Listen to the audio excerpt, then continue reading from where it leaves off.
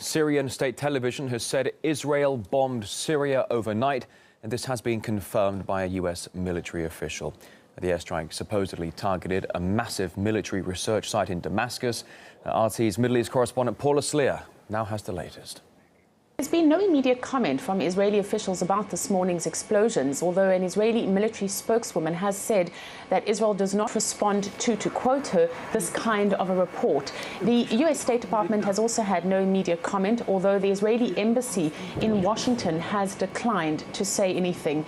At this stage, it's not clear whether or not there are any wounded or dead from this morning's explosions, but Syrian state television is reporting that Israel launched at least 12 missiles from Lebanese airspace targeting an ammunition depot on the outskirts of the capital city of Damascus. Syrian television says, and I'm quoting, that the new Israeli attack is an attempt to raise the morale of terrorist groups, obviously a reference to rebel fighters inside that country. The Syrian state TV is also reporting that Israeli jets broke the sound barrier and hit several military posts. Hezbollah's Al-Manar TV station is reporting that the explosions may have been due to a downed Israeli jet. We are receiving some reports that 2 Israeli jets were downed, but let me re-emphasize, no confirmation, reaction or any comment from the Israeli side. This comes as we start to see rumors now, particularly online, following the latest volley of attacks on the Syrian regime. And these rumors state that the Syrian President Bashar al-Assad will soon officially declare war on Israel. Now, many are dismissing these reports as strictly rumor.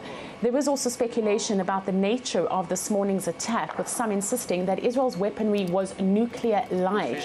There are some who are saying that chemicals could be smelt in the air and that the attack was coordinated between Israel and the help of Syrian rebel fighters.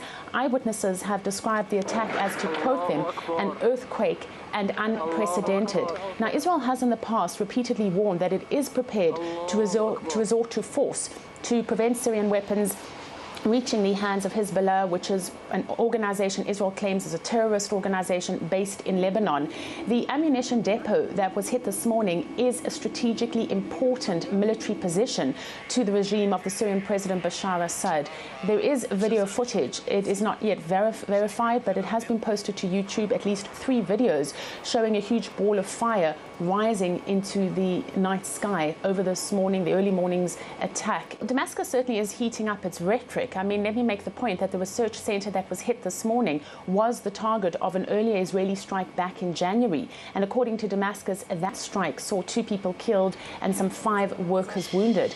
As I said, we're still waiting for Israeli confirmation regarding this morning's strike, and we're also still waiting for an official public Israeli confirmation regarding a strike overnight Thursday. Now, according to unnamed Israeli officials who are speaking on condition that they speak anonymously, that attack was also carried out by Tel Aviv.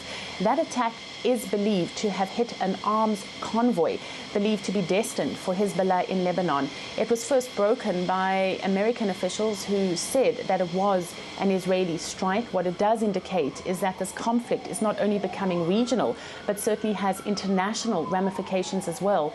Hezbollah is a militant organization. It is based in Lebanon, but it is allied with Damascus. And Israel has repeatedly in the past said that it would do everything to stop any kind of game-changing weapons from getting into the hands of the organization.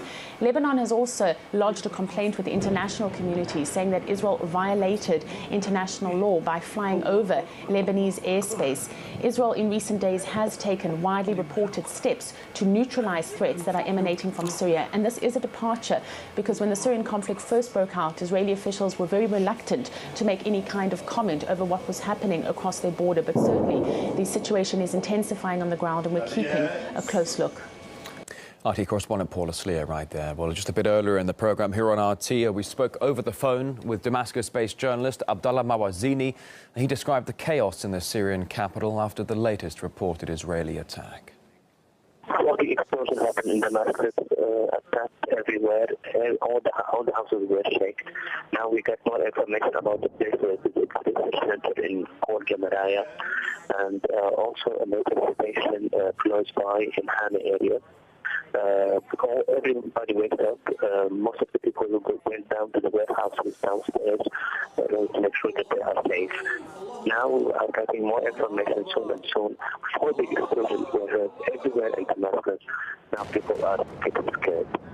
We have also some unconfirmed news that there is one jet was down, one Israeli jet. The Syrian officials TV said that it's an Israeli attack by jet over Damascus. Now we get more information from another TV station saying that one Israeli jet was down, and also we have some information about capturing two captains. Israeli captains. The Syrian TV has confirmed that this is an Israeli attack, and there is more research about it, and we have more confirmed information that it's an Israeli jet that's attacking. Let's get some reaction and insight now from Amir Oren, a senior correspondent for Israel's Haaretz newspaper, joining us live here on RT. It's good to see you today. Still no official confirmation on the strike from Israel. What's the latest you're hearing now in Tel Aviv?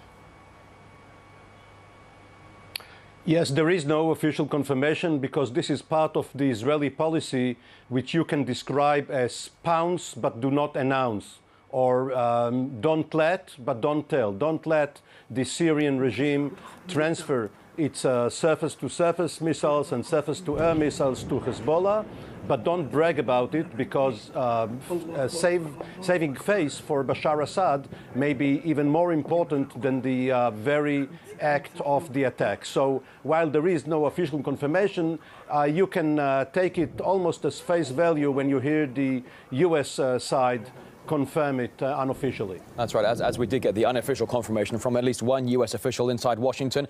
Though when it comes to the issue, as you were saying there, of preventing so-called surface-to-air missiles from going to Hezbollah and Lebanon, what about the legality of Israel bombing Syria like this without even a UN mandate? I mean, how do you expect the international community to react to this? Well, the Israeli and Syrian governments have maintained a fragile ceasefire for the last 40 years, and they have been largely scrupulous in confirming their adherence to these accords. However, next door in Lebanon, the Lebanese government does not control Hezbollah, and Hezbollah wants to take these arms from Syria and position them within Lebanon, which is illegal. Hezbollah is in a state of war with Israel. And while you may say that flying over Lebanese airspace is not exactly according to international law, this is nitpicking. The real problem here is how to cap the regional conflagration from boiling over. And while there are many reasons on other aspects to be critical of Israeli policy, it does seem that this time around it is quite balanced. It is only trying to prevent and preempt further conflagration. I'm sorry. You talk about the Israeli airstrike being balanced. You call the Israeli airstrike balanced. We've got unconfirmed reports now of at least 400 people killed during this overnight jet fighter weapon strike. Massive explosions. The video footage there has been absolutely incredible. You call this a balanced reaction to unconfirmed reports that the Syrian officials are moving surface-to-air missiles to Hezbollah, which they are denying at the time. You call it balanced? Okay, let me clarify. First of all, there is, of course, and regrettably so, a massacre going on in Syria and has gone on for the last 2 years, with many thousands of people being killed, others perhaps in the hundreds of thousands being uprooted and now being refugees across the border. And what Israel is trying to prevent is another Lebanon war. Hezbollah is one of Bashar Assad's last remaining allies. And in return for its help against the rebels and perhaps against world jihad groups, it is getting those missiles which are going to be launched against Israel. This is perhaps a minor price to pay in order not to pay the bigger price of the killing and the havoc which will be wreaked by another Lebanon war. So on that scale, yes, the Israeli action is the least Israel can do and the last resort. The least Israel can do and the last resort. All right. Well, obviously, there is a conflict going on in the region. Tempers are flaring. It's hotting up a lot. It's very difficult to get confirmation from both sides of the story here, though at least one U.S. official now confirming the latest Israeli airstrike. Do you think Washington is likely to get involved? I've got a story from one of the news agencies saying that the Israeli Prime Minister Netanyahu convened the Security Cabinet on Thursday night to approve the strike in Syria. Where does Washington stand with all this?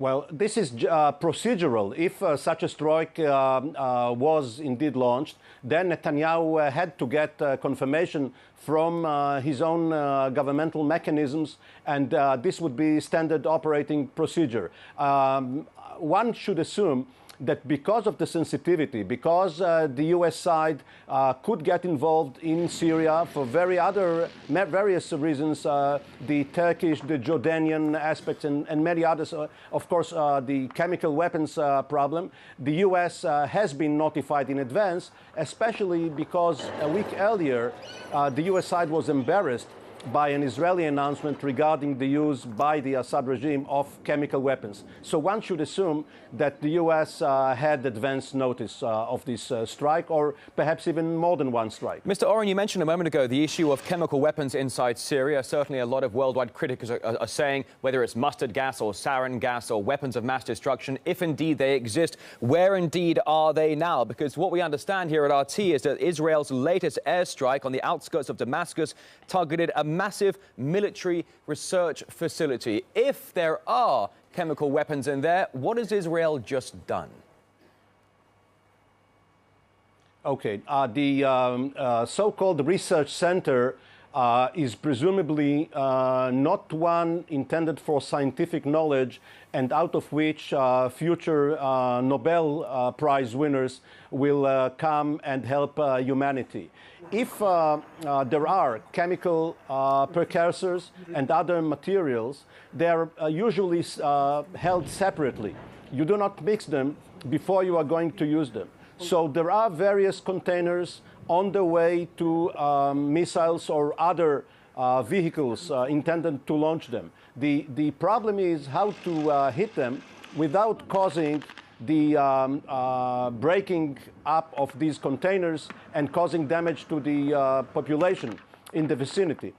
Presumably, these considerations are being taken by either Israeli or American experts or others as they plan these attacks, especially if these so-called research centers are located within populated areas such as the Indeed, Damascus as you say, populated areas as in Damascus. All right, we'll have to wait for further confirmation on this developing breaking news story here on RT. Live from Tel Aviv, Amir Oren, a senior correspondent for Israel's Haaretz newspaper. Thank you very much for your time today.